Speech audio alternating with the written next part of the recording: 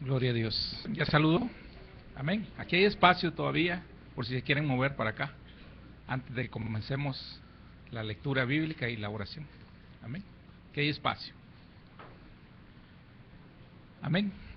Abramos nuestras Biblias en el Salmo, libro de los Salmos, en el Salmo 27, libro de los Salmos, en el Salmo número 27. Vamos a leer el verso 1. Verso 1. Amén.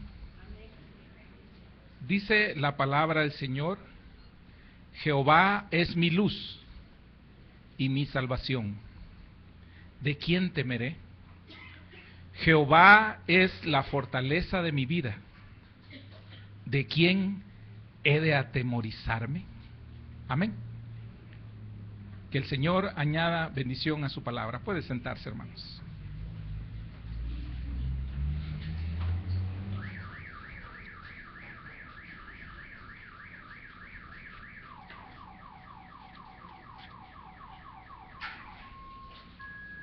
Fíjese que escribí al revés en el cuaderno, así que le voy a tener que poner de cabeza. Porque una página la tengo de cabeza y la otra la tengo ya en posición normal.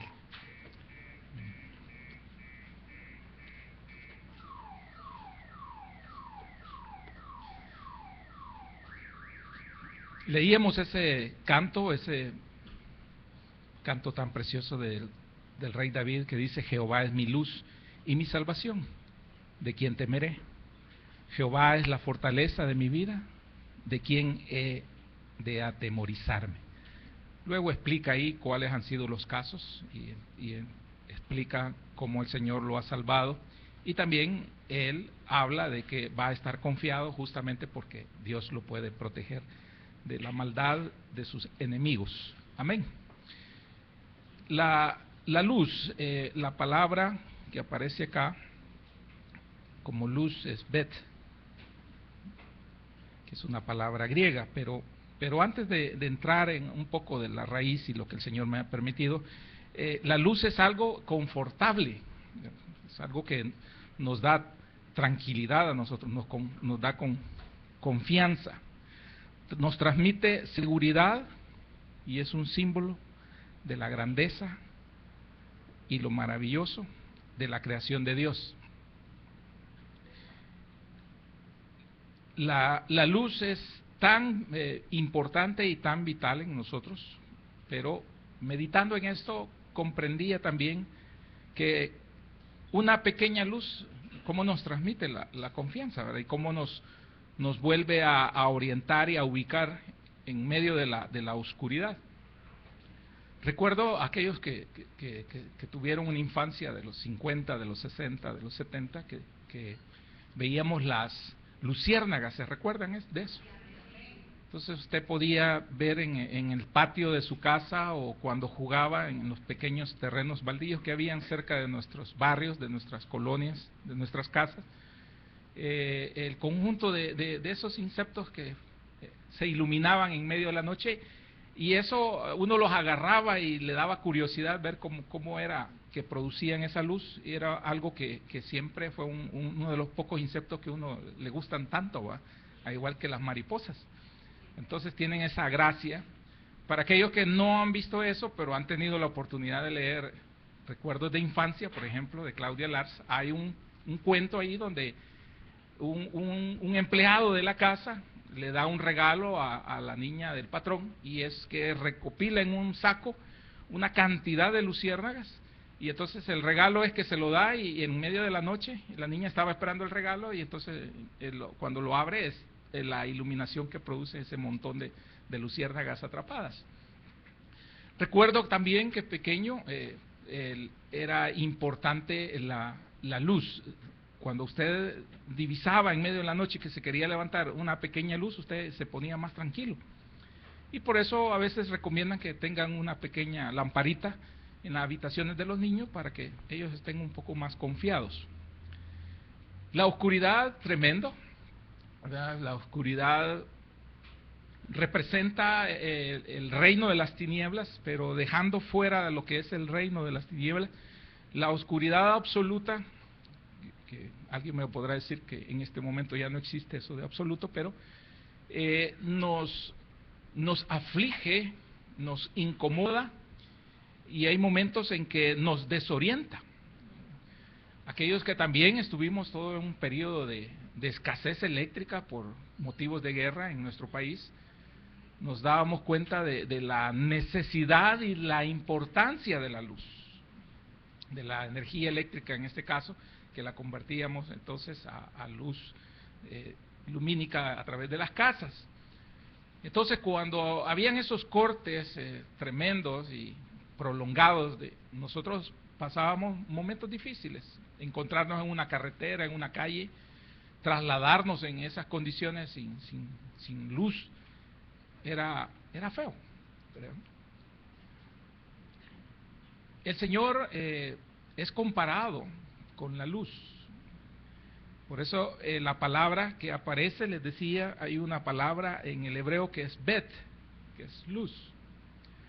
Si ustedes se recuerdan de aquel pasaje donde Jacob se encuentra con Dios y dice que ese lugar es terrible porque tuvo la presencia de Dios y los ángeles, el lugar se llamaba Bet, que es almendro, que también tiene el significado de luz, pero él lo cambió a Bet-El, ¿verdad?, que es casa de Dios, porque él, que es una proposición que se le agrega dentro del hebreo, ¿verdad?, Bet-El, entonces Betel, traducido ya para nosotros, es la parte que corresponde de Dios, ¿verdad? Entonces él representa la palabra que compone a Dios, entonces a la deidad. Entonces Betel, decía él, es la casa de Dios, porque había sido algo extraordinario el lugar. Pero almendro, el significado es separar. Fíjese qué lindo. Y eso hace la luz, separa, ¿verdad? La luz nos permite visualizar las figuras, las formas, ¿verdad? La luz nos permite también visualizar los colores y toda la gama de contrastes que se pueden dar de los colores a través de su forma de propagación de las cosas. Entonces, separar también tiene otro significado del almendro, que es partir, y también otro que es punto de partida, porque ellos podían ver en la antigüedad el inicio del día en un pequeña luz que comenzaba en lo que le llamamos el amanecer, ¿verdad? Entonces, cuando aparece el alba, que le llaman, que es el momento en que raya el surgimiento de la luz que está anunciando el nuevo día, esa luz que comienza a salir, que de repente se ve una proyección hacia el cielo, entonces eso era el punto de partida para un nuevo día. Y el punto de partida, ¿verdad?, para un nuevo ciclo, que iba a llegar a su máxima expresión en el mediodía y luego otra vez al ocaso, ¿verdad? Entonces, para los hebreos, la luz es el resplandor de la presencia de Dios. Cuando ellos dicen Bet, se refieren justamente al resplandor de la presencia de Dios, aquello que pudo ver Moisés, porque no pudo ver a Dios mismo, pero sí pudo ver el resplandor de Él, y esa es la palabra también que se usa. Es también el principio de su actividad creadora. En el Génesis dice, hágase la luz, y dice, y se hizo la luz. Tuvo un punto de origen. Actualmente hay en la parte científica el gran deseo de saber cómo es el origen del cosmos, cómo es el origen del universo. Y ellos han planteado varias teorías. Una teoría que hace como más de 10 años de moda es la teoría de la gran explosión, que en inglés dicen The Big Bang. Y no me refiero a esa serie de comedia, sino que la gran explosión. Dice que todo el origen, por lo que ellos pueden observar, que es una explosión que va en expansión, ellos pueden observar diferentes tipos de luces y diferentes cosas y han podido ver que hay trayectorias de partículas y de todo el universo se va expandiendo. Entonces tuvo que haber tenido, dicen ellos, un punto de origen. Y entonces ellos pueden calcular la trayectoria de expansión que lleva, justamente matemáticamente, físicamente lo pueden hacer. Pero al observar todo el universo, ellos observan que hay 4 leyes fundamentales. Y que con esas 4 leyes, dice que estaban integradas todas en una pequeña cápsula, no más grande, dice ahí, que una pelota de tenis. O el puño de su mano. Todo partió de ahí, dicen ellos, ¿verdad? Que ahí habían 4 leyes encerradas, ¿verdad? 4 leyes fundamentales: la ley de la fuerza de la gravedad, la ley del electromagnetismo, la ley de la atracción fuerte de las partículas y la ley de la atracción débil de las partículas. Y esas 4 leyes estaban ahí. Dice que esa cosa que estaba ahí comprimida en esa pequeña cápsula se calentó, no tienen ni idea a cuánta temperatura se calentó y explotó, ¿verdad? Entonces ellos dan esa explicación del surgimiento del universo y se expandió, y en esa fuerza que llevaba, entonces se conformaron los átomos, que son fundamentales para todo, y salieron las pequeñas partículas que conforman los átomos.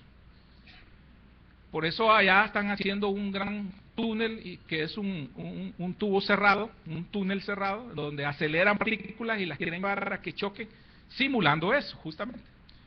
Y logran hacerlo de alguna forma, que las partículas que están ahí choquen. Entonces dicen que las partículas al chocar van a generar algo. De ahí salieron los fotones, que son parte de la luz, etcétera, etcétera. ¿Qué con esto?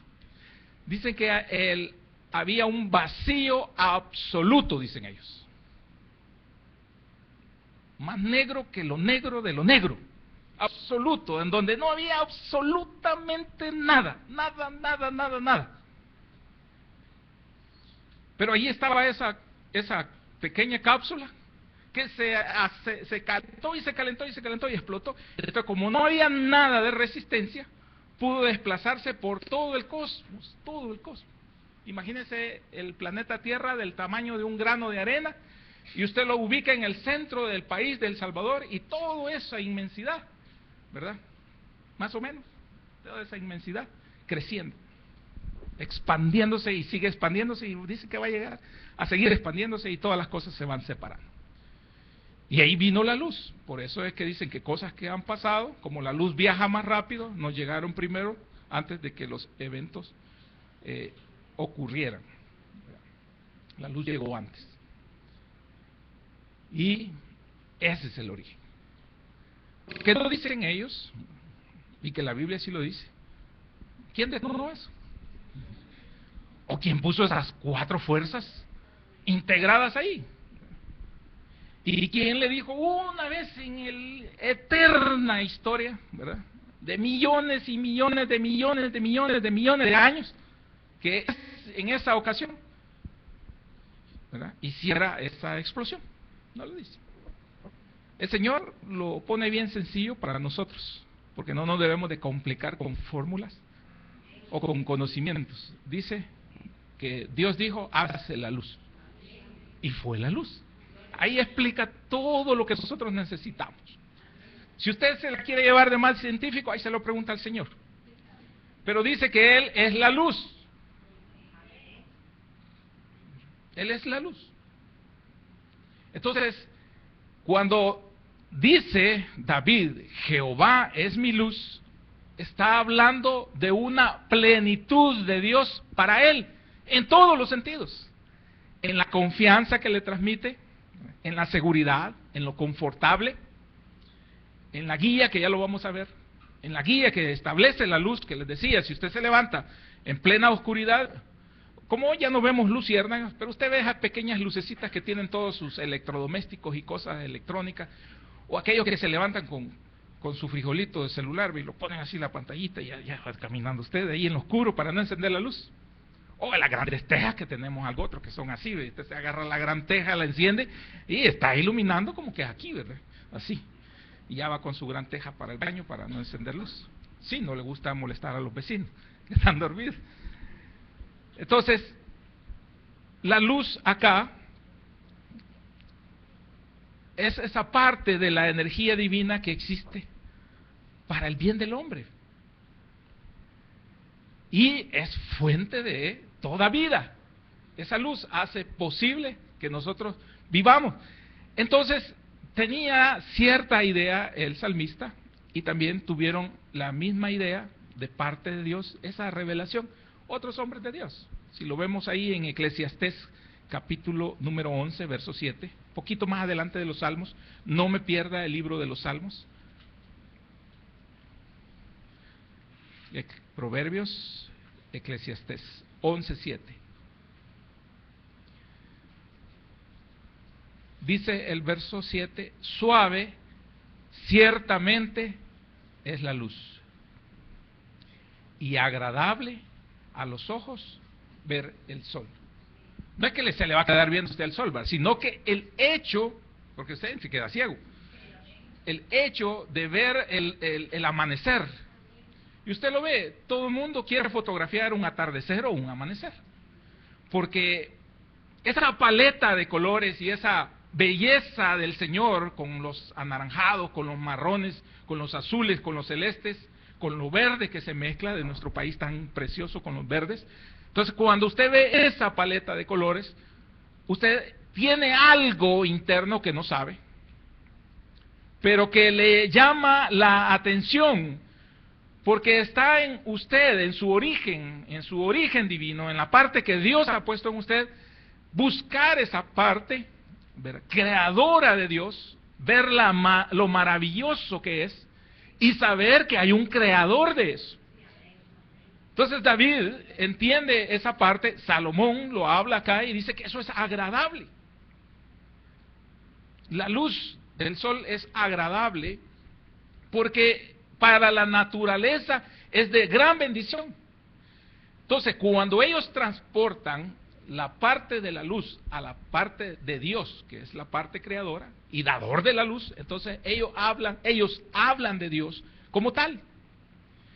El Señor, que es la luz. Isaías 60:19 también habla un poquito de esto. Isaías, más adelantito.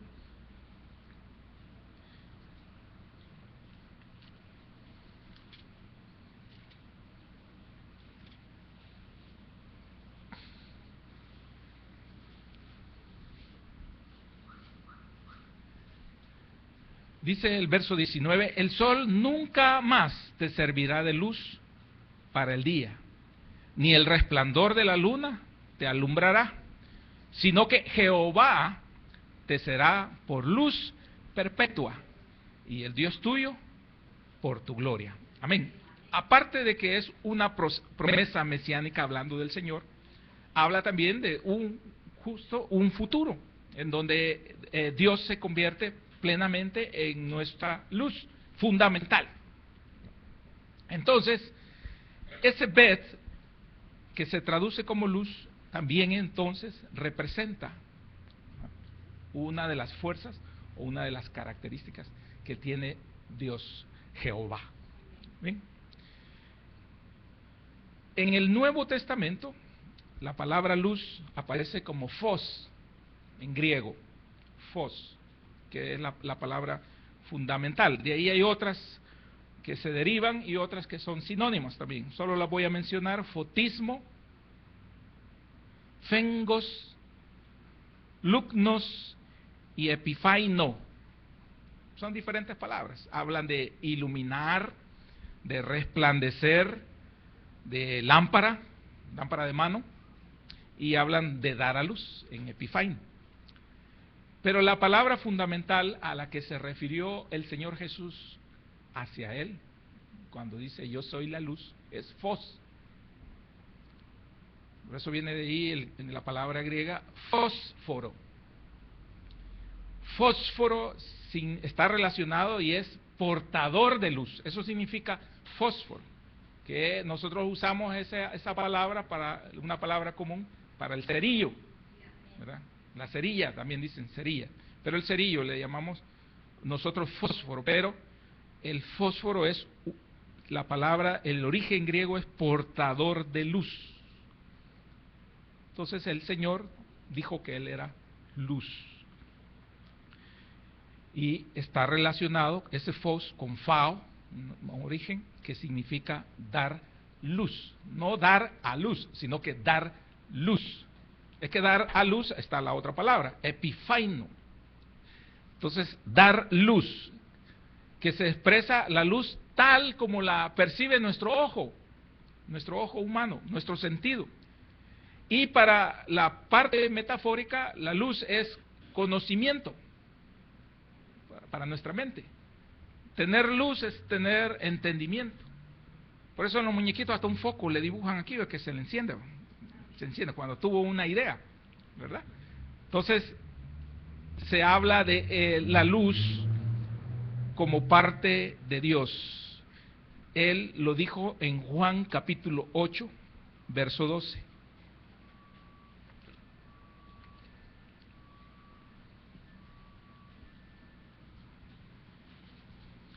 Dice el capítulo 8, verso 12, otra vez Jesús les habló diciendo, yo soy la luz del mundo. El que me sigue no andará en tinieblas, sino que tendrá la luz de la vida. Amén. Ahora, la luz de Jesús es inmensa. Si nuestro sol resplandece tan grande, la luz de Dios es mucho más grande que eso. Pero somos impregnados nosotros, más adelante lo vamos a ver en otra etapa, pero somos impregnados de esa luz. Por eso somos hijos de luz, en el sentido de que somos hijos de Dios. En ese sentido, hijos de Dios. Por eso usted, cuando usted tiene una velita, ¿verdad?, y se va la luz, usted la enciende, comienza un poco tenue, ¿verdad?, después del luzazo que le da el cerillo, pero después, cuando ya la luz se aquieta y empieza a oscilar ahí por el viento, entonces usted empieza a ver y que todo se empieza a esclarecer. Empieza entonces la luz a desplazar la oscuridad. Pero si usted acerca, que ese es usted, hermano, o usted, hermana, si usted acerca otra que está apagada a esa luz, entonces se enciende también. Todas las características de esta van en esta otra luz. Amén. Todas las características que le pone usted aquí van en esta. Entonces se transfiere ahí.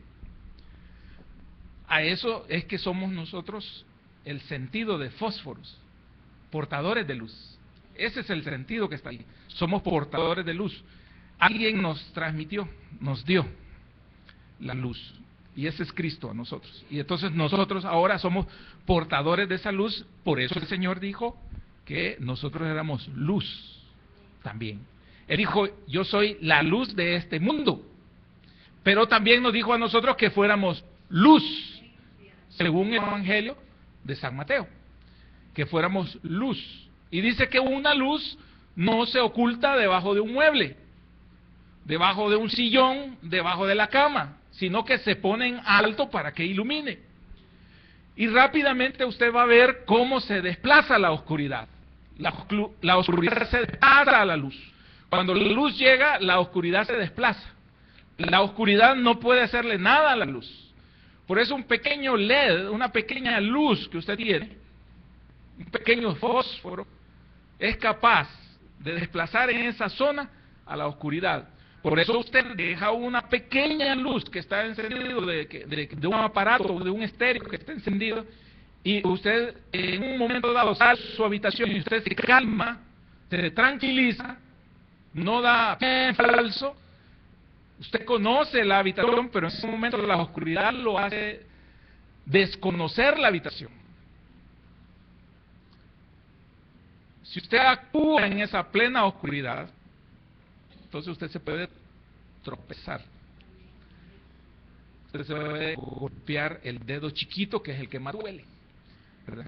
O se pega justamente cuando anda un ñero, porque se le ha olvidado que le hagan su pedicure. Entonces, en ese momento usted se queda ahí y usted espera que se esclarezca, usted se da cuenta de que empieza a ver las formas. Y que con esa pequeña luz usted se puede desplazar. Usted va tranquilo, se desplaza. Usted puede ir hasta el baño y regresar y no encender más luces, y usted va viendo únicamente ese pequeño reflejo que hay allí. El Señor dice que Él es la luz de nosotros los creyentes. Él ilumina nuestras vidas y también Él ilumina nuestra senda, o sea, nuestra caminata. Pero como nosotros hemos recibido también de esa luz por medio de la salvación, entonces nosotros somos portadores de esa luz. Así que al recibir la luz de Dios, la luz de Jesucristo, entonces nosotros al haberla recibido también recibimos la revelación. Amén. Porque si usted no tiene conocimiento, usted es comparado, ¿verdad?, con alguien que está en la oscuridad. Este está nulo, dicen, este está a ciega. Pero si a usted le surgen las ideas, es decir, la revelación de parte de Dios, entonces dicen, este sí, dicen, ¿verdad?, le da la cabeza, dicen, ¿verdad? Pero no, es que Dios está allí, revelando.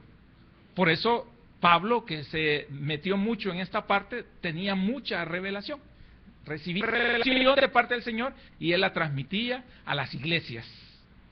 Entonces, se recibe la revelación de parte de Dios y también por el nuevo nacimiento, usted recibe la capacidad espiritual de ser luz. La capacidad espiritual de ser luz. ¿Qué con esto? De que usted puede entonces ayudar a otros que no conocen a Cristo. Usted les puede orientar a aquello que asusta, a aquello que pone en terror a la gente, pero el desconocimiento, usted es capaz de manejar una situación. Porque usted tiene herramientas de luz. Sus herramientas de luz son su oración, su devocional, la búsqueda de la palabra de Dios, siempre la parte reveladora de la palabra de Dios para su vida, y entonces usted tiene esas herramientas. Por eso, espero que si un sismo ocurre en este momento, usted sepa cómo comportarse. O sea, un temblor, un terremoto aquí, no se vaya a pasar llevando a sus hermanos y huyendo ahí, como cabro en desbandada, ¿va? No. Porque usted debe tener tranquilidad, pero se enseña, se está diciendo eso en la iglesia y ocurre que todo el mundo va ahí votando a los más ancianos y a los niños. Entonces se le olvidó que usted es luz. Se le olvidó que usted tiene no solamente la capacidad de entender la palabra, sino que usted tiene promesas de parte de Dios. Y que Él ha transmitido, cuando dice que se ha transmitido el Espíritu de Dios a nosotros, del mismo Espíritu está hablando de esa luz, justamente. Entonces, el nuevo nacimiento le da esa capacidad a usted espiritual, ¿ya?, para poder tener luz y ser luz.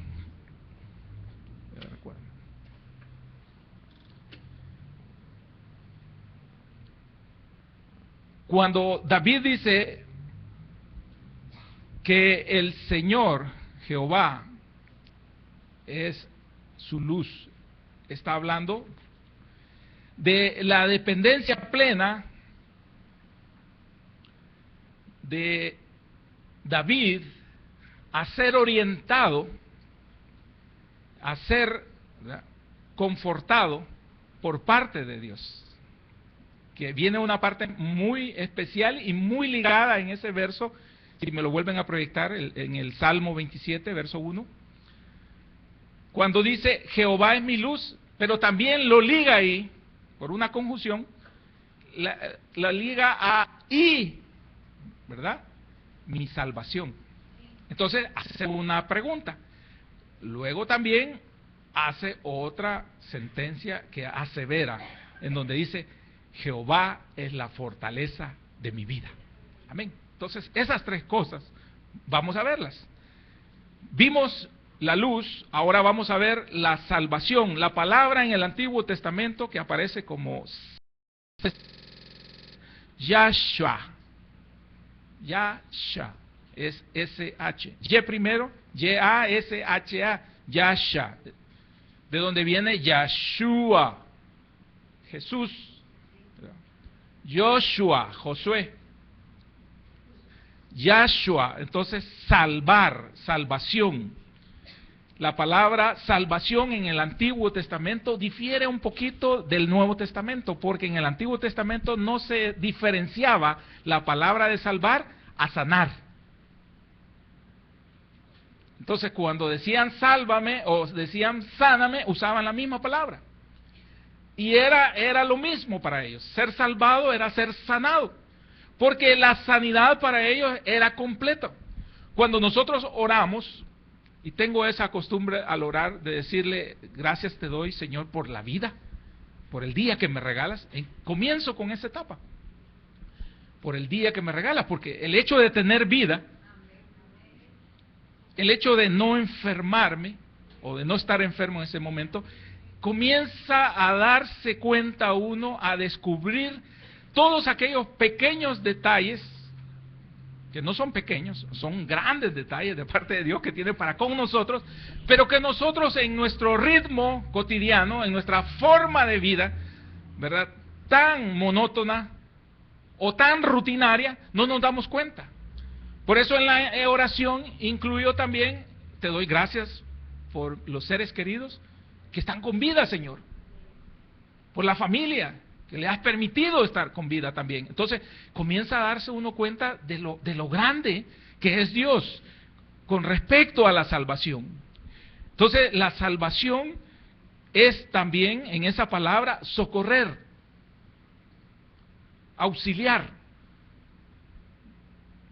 Cuando dice el Señor, David dice, mi pronto auxilio en la tribulación, se refiere a Dios como tal. Pero también en otras palabras le dice, Señor, socórreme. Está en la misma, es sálvame, es sáname, es lo mismo. Está usando la misma palabra que denota para ellos esa preservación y ese cuidado por medio del auxilio de parte de Dios. Isaías 30:15 ejemplifica esto.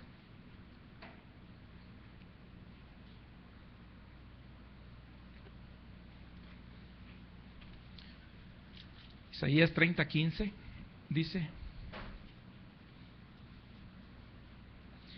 porque así dijo Jehová el Señor, el Santo de Israel. Fíjese bien lo que les dice, en descanso y en reposo seréis salvos, en quietud y en confianza será vuestra fortaleza, y no quisisteis. Amén. La propuesta de Dios fue esa, quietud, un ambiente de paz, de serenidad. Eso es un ambiente de salvación, ese es un ambiente de preservación. Por eso a la oveja se le llevaba, en el prado se le llevaba a ese lugar, al lugar de pastoreo, en donde ella podía comer, y donde ella podía abrevar, tomar agua. Pastos delicados, el alimento, pero llevarla a ese ambiente, aquellos que tuvimos la oportunidad de irnos un día a un cerro, a una montaña, a un volcán, y de sentarse un rato en la grama, el verde es un relajante natural de parte de Dios. El verde lo ha dejado el Señor justamente para eso, eso nos da un relax. Claro, pasamos metidos en concreto, en grises, en cemento, en oficinas de luz artificial y un blanco, que lo ponen blanco para que usted no se duerma, para que le dé más luz, y como aquellas gallinas que tienen, que están comiendo mientras tienen la luz prendida, ¿va? Entonces así nos tienen. Entonces luz artificial, todo artificial. Entonces vivimos estresados. Pero aquellos que hemos tenido la oportunidad de un día estar en el campo, ¿verdad?, y de echarse una siesta, dice uno, o sea, poner un pestañazo también allí en el zacatillo, en la grama. Entonces usted se acuesta, aunque se lo coman las hormigas, pero usted se acuesta bien galán y usted ve lo celeste y usted ve lo verde. Eso es relajante, ¿verdad? Y la oveja no ve lo celeste porque no puede ver para arriba, ¿verdad? Pero está viendo lo verde y eso la relaja. Entonces la ovejita ahí anda feliz. No se está preocupando la oveja por su ambiente. Dios se está preocupando, como buen pastor, por el ambiente de nosotros. En este caso, el pastor se preocupa por el ambiente, que sea un ambiente relajado, tranquilo, para que ella pueda alimentarse. Amén. Entonces, eso es la salvación de parte de Dios. Socorrer, auxiliar, llevar a esa tranquilidad, que usted esté tranquilo. Eso es la salvación de parte de Dios. Y así lo interpretaba en el Antiguo Testamento. En el Nuevo Testamento aparece una palabra que usa el Señor Jesús y es soteria, en el griego. Eso es salvar, que también tiene que ver con sanar, pero tiene que ver también con liberar, con preservar, con cuidar. Amén. En Lucas capítulo 1, verso 69, ahí hay un sentir nacional, o sea, de todo un pueblo y de cómo lo interpretaban ellos, como en Lucas 1, 69.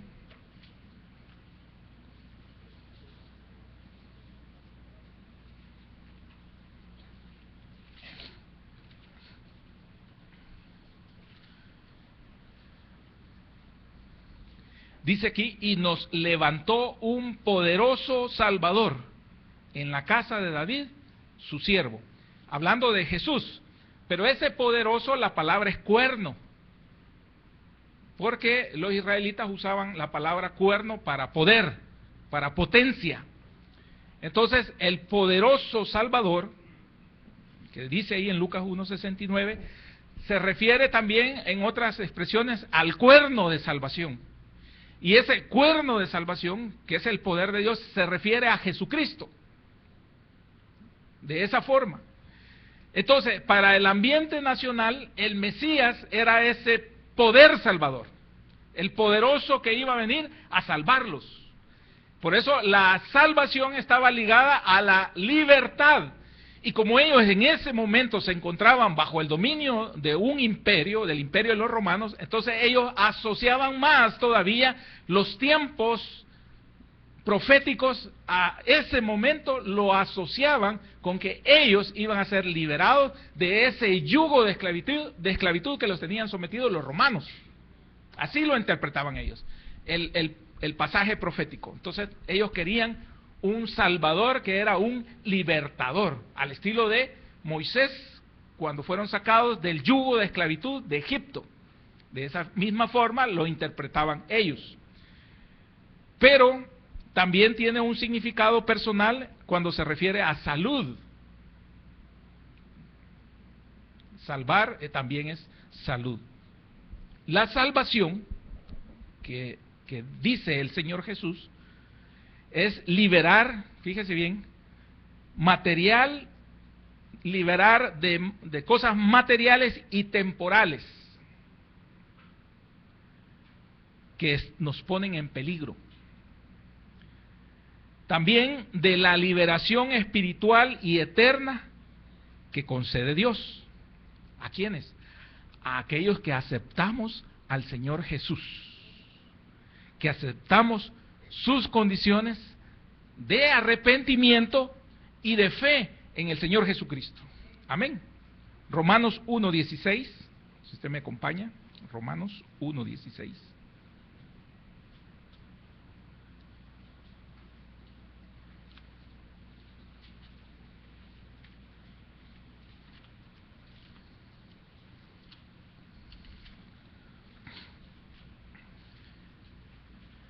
Dice la palabra del Señor, porque no me avergüenzo del Evangelio, porque es poder de Dios, ahí está el cuerno, para salvación a todo aquel que cree, al judío primeramente y también al griego. Amén.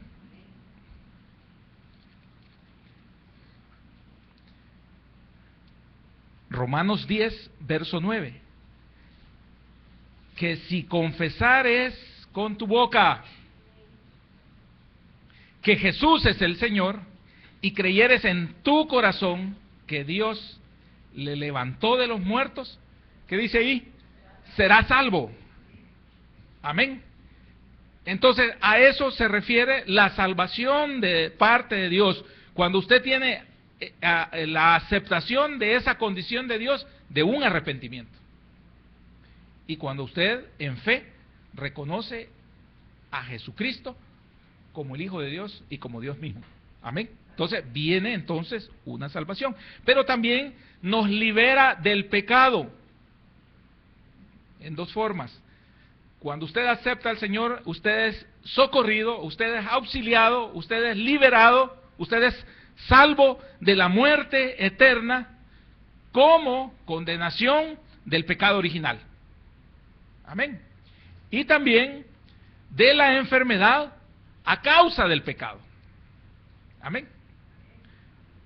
Por eso el Señor en algún momento dado en Lucas 5:20, ¿se recuerdan de aquel pasaje de un paralítico que es llevado por sus vecinos o compañeros y estaba llena la casa y entonces lo tienen que meter por el techo?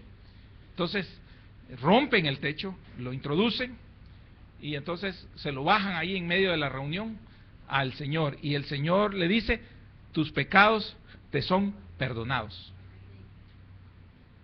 El hombre no estaba haciendo una confesión de pecados, ni llega en ese momento a decirle: Señor, estoy en pecado, sino que es llevado con una enfermedad que el Señor reconoce que es por el pecado. Por eso es que está paralítico. Entonces el Señor le da el perdón de pecados, lo salva y lo salva físicamente. Luego vemos casos en donde el Señor salva físicamente y también salva el alma, ¿verdad? Cuando aquellos que llegan a reconocerlo a Él como el Mesías, como el Cristo, como el Hijo de Dios, como el Hijo de David, como el Rey. Cuando lo reconocen, entonces se dan cuenta ellos de que va más allá la salvación. Como una vez compartiendo aquí hace años les decía: miren, uno no sabe, porque a uno le dicen acepte al Señor y uno no ni quiere, ¿verdad? Uno se siente como comprometido: ay, le voy a decir que sí. No tiene ni idea de lo que Dios tiene preparado para nosotros al darnos una salvación. No tenemos ni idea de lo que significa la salvación y de todos los beneficios que trae a nivel espiritual la salvación. Y no estamos hablando de que usted con la salvación usted se logró una lámpara de Aladino, que usted la va a frotar y va a obtener el favor que quiera de parte de Dios conforme a sus deseos, porque sus deseos son órdenes. No, ¿verdad? Sino que estamos hablando de cosas más fundamentales, pero eternas, que tienen más peso de gloria que cualquier bagatela que usted pueda conseguir en este mundo. Amén. Una justificación, una glorificación, ser llamado hijo de Dios, ser partícipe de un pacto, de un nuevo pacto. Entonces, todo eso es producto de ese socorro, de ese auxilio que Dios le ha dado a los hombres y que comenzó primeramente con los judíos, pero que después se extendió a nosotros, dice ahí lo que leíamos en Romanos. Entonces, la salvación ahora tiene un sentido diferente para nosotros. Somos salvos, sí. O sea, nos caímos con el pecado original, pero fuimos levantados por parte de Dios cuando nosotros creímos en el Señor Jesús. Pero ahora comienza esa caminata del creyente en donde va una santificación progresiva, en donde usted va poco a poco conociendo de Dios y usted va alcanzando una fortaleza espiritual que hace de su alma y de su espíritu más fuerte, más doble, decimos. Amén. Que ya que mencioné fortaleza, en el mismo Salmo habla, en el verso 1 que leíamos, dice que el Señor es la fortaleza de David. El Señor es la fortaleza. Entonces, dice David, el Señor es mi luz, es mi salvación, y ahora dice, es mi fortaleza. Y cada vez que está mencionando esto, dice, ¿de qué voy a tener temor? ¿De qué he de atemorizarme? Está entendiendo David lo maravilloso y grande que es Dios para con él.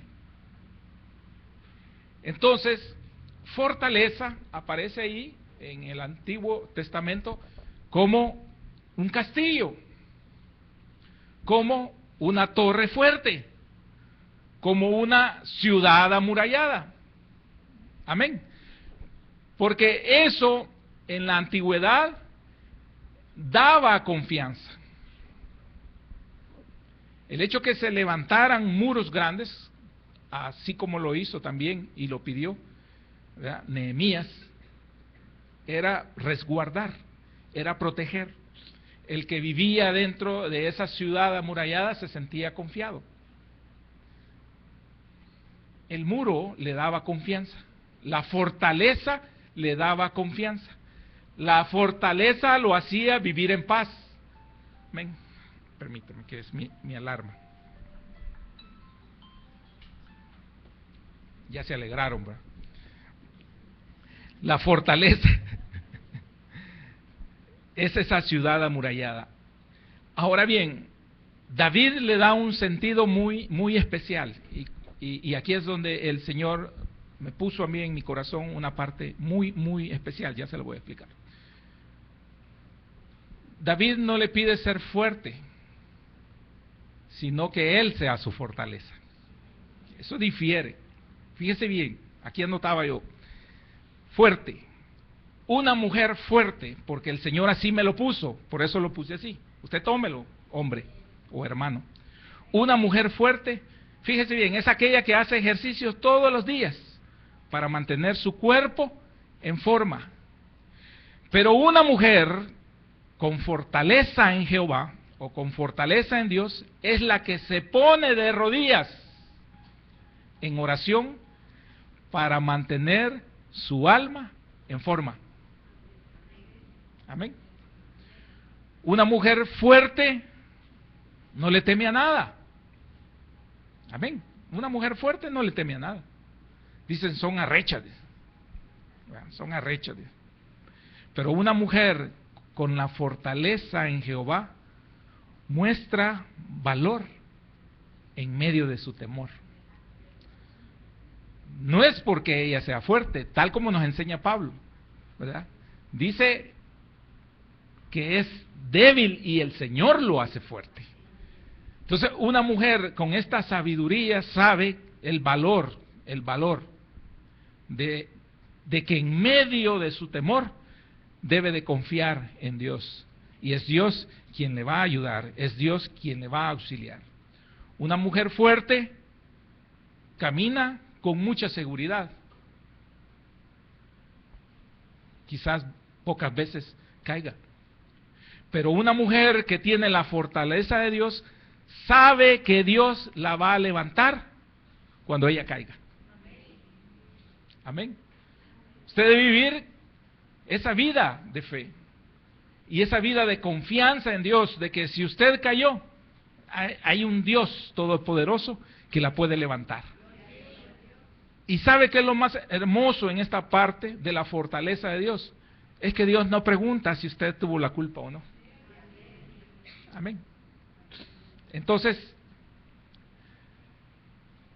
hay una virtud en las palabras de David en este salmo, muy parecidas a otro salmo de él, en el Salmo 18, versos 1 y 2, vamos a leer nada más. Aquí agrega otro ingrediente, pero es de comprensión esto. Dice en el verso 1, te amo, oh Jehová, fortaleza mía, Jehová, roca mía y castillo mío, y mi libertador. Dios mío, fortaleza mía, en Él confiaré, mi escudo y la fuerza de mi salvación, mi alto refugio. Si usted ve, repite 5 o 6 veces lo mismo, con diferentes palabras. Está diciendo lo mismo. Está hablando de que Dios es su fortaleza. Dice, fortaleza mía. Quiere decir que nosotros nos debemos de apropiar con nuestra oración. Con ese amor que nosotros le derrochamos al Señor, nos debemos de apropiar, ¿verdad? De cautivar su atención para con nosotros. Y que sea Él el que nos proteja, el que nos resguarde, el que nos lleve como torre fuerte. Que sea Él nuestro castillo, que sea Él nuestro escudo, que sea Él quien nos da la protección. Como dice también el profeta, el verdadero gigante está conmigo. Entonces, ¿de quién va a tener temor? Habían gigantes, sí. ¿Cuál es tu gigante? No sé. Tú lo has visto gigante. Si tienes el corazón de Dios, vas a ser como Caleb y vas a ser como Josué. Vas a ver posible destruir ese tu gigante o tus gigantes con la ayuda de Dios, porque vas a ver en Dios la fortaleza. Y eso de entender esta porción, de entender que el Señor es tu refugio, que es tu alto refugio, que es tu protección, te debe de dar la confianza para invocarle a Dios tal como lo invocó David. Amén. Que no sea propio, ¿verdad? O con derechos reservados de parte del rey David, sino que nosotros queda en la palabra de Dios para que también nos apropiemos de esas verdades y de ese amor de Dios, que podamos decir, Jehová, te amo. Eres mi amor. Que podamos decirle al Señor Jesús, Señor, te amo con todo mi corazón. Que podamos refugiarnos en Él en medio de la tormenta, en medio de la dificultad, en medio de la necesidad. Porque no nos va a dejar abandonados. Es el buen pastor. Si nosotros oramos como David, nos irá bien. Si nosotros pedimos como David, recibiremos como Él también recibió de parte de Dios. Así que, hermanos, fortalezcámonos en Jehová. Que sea realmente nuestra fortaleza, su santa presencia, que Él que es el dador de la vida, aquel que las enfermedades retroceden ante su palabra y su poder, puedan retroceder cuando nosotros nos apropiemos de Él y le digamos, sé mi socorro, sé mi auxilio, sé mi salvador, sé aquel que me quita la enfermedad, porque Señor, estoy en una condición tal que yo no puedo.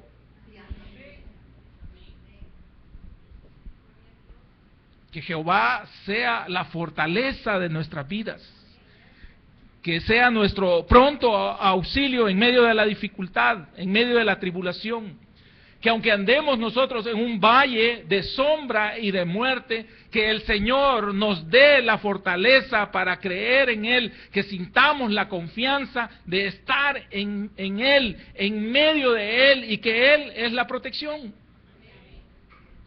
Yo recuerdo pequeño que los tejados, los techos de la casa eran teja.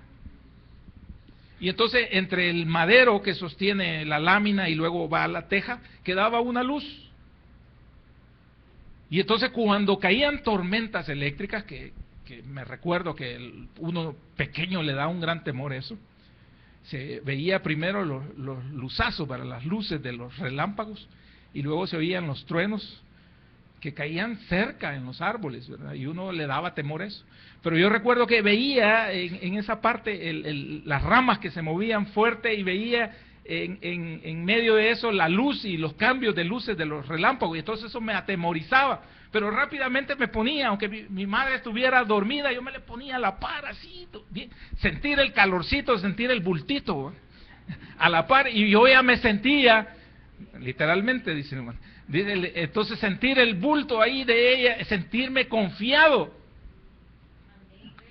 Era un niño pequeño, pero eso me daba confianza, eso me daba tranquilidad, y ahí me dormía. El Señor ve en David eso, alguien que lo busca para resguardarse. Por eso David me encanta cuando dice que es mi roca hendida. Eso es que en medio de un desierto, en medio de un ambiente inhóspito, seco, frío, hay una roca que tiene una pequeña cueva y que usted puede llegarse a refugiar ahí, por lo menos del sol. Y David entendió esto, todo esto, en su tiempo de peregrinar, cuando él huía, porque era perseguido. Lo querían matar, lo querían destruir, y él andaba en esos desiertos, caminaba en esos desiertos, y llegó a estos parajes, llegó a estos ambientes, y en medio de eso él aprendía, en vez de ponerse en un llanto lastimero de que, ay Dios mío, me has abandonado, y las promesas, y hasta me ungiste, ¿verdad? Y me ungiste con cuerno por medio de Samuel, y mira mi condición, y tú dijiste que iba a ser rey. No, él seguía confiando en Dios, él seguía aguardando la voluntad de Dios, creyendo a su palabra. Si el Señor nos ha dado palabra, nosotros debemos de creerle, debemos de estar confiados en Él. Amén. La confianza nuestra debe de estar en plenitud, porque Él es nuestra luz, es decir, Él nos guía y nos da revelación, sabiduría. Amén. Él nos salva. Su cuerpo íntegro, su alma y su espíritu están en la mano de Dios. Nadie lo puede tocar. Como dijo el Señor Jesús, todos me los diste, todos están en el hueco de la mano. Nadie puede tocarlos porque me pertenecen. Así nosotros le pertenecemos al Señor, todos y cada uno de nosotros. Y por último, usted sienta, ¿verdad?, que el Señor es su fortaleza. Vívalo, amén, vívalo, vívalo, gloria a Dios. Oremos.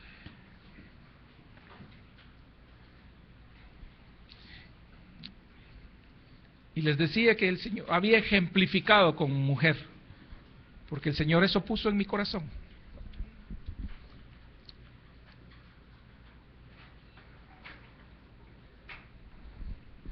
Porque a veces es difícil, hermana, y me voy a dirigir a ti. A veces es muy difícil. Hemos recibido la palabra, nos congregamos, has recibido las promesas, sabes hacia dónde vas con el Señor. Pero un momento tu corazón desfallece. Y en ese momento que has desfallecido, le has preguntado a Dios. Y Dios hoy reafirma los propósitos que ha trazado en tu vida, a pesar de la dificultad y la tribulación. Él te vuelve a recordar que Él es tu socorro. Él te vuelve a recordar que Él es la fortaleza de tu vida. Y hoy di la expresión que sigue. ¿De quién vas a tener temor? ¿Qué ha de atemorizarte, hermana? Si es el mismo Dios que estuvo contigo hace una semana, hace meses, hace años, sigue siendo el mismo Dios. Sigue siendo su hija. Transmitió como esa velita las mismas características para ti, de las que Él disponía, se vació en ti.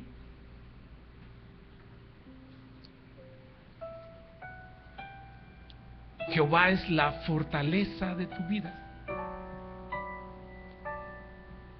es tu luz y tu salvación. ¿De quién tendrás temor? ¿Miedo a qué? ¿Miedo a desfallecer? ¿Miedo a la vida?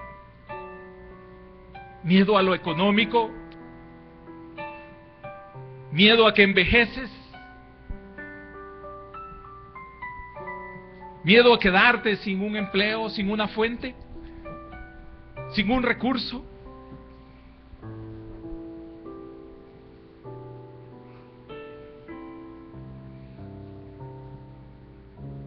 ¿De quién temeré?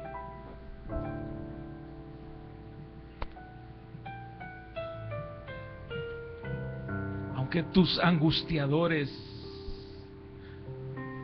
aunque tus enemigos hagan vallado alrededor de ti, recuerda, hermana, el Señor está contigo y debes de dormir tranquila, debes de dormir confiada en Él, porque hasta el día de hoy, y hoy especialmente, el Señor te lo recuerda. Allí ha estado Él para ti, y allí estará Él para ti. Aunque hoy sea oscuro, como la almendra se partirá y surgirá la luz, habrá un punto de partida nuevamente como oportunidad de Dios para tu vida. Bendito sea el Señor, alabado sea el Señor.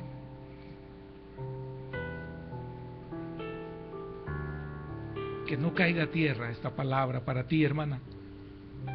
Atesórala. Es luz. Es luz. Especialmente hoy que necesitabas oír de parte de Dios. Bendito sea, Señor.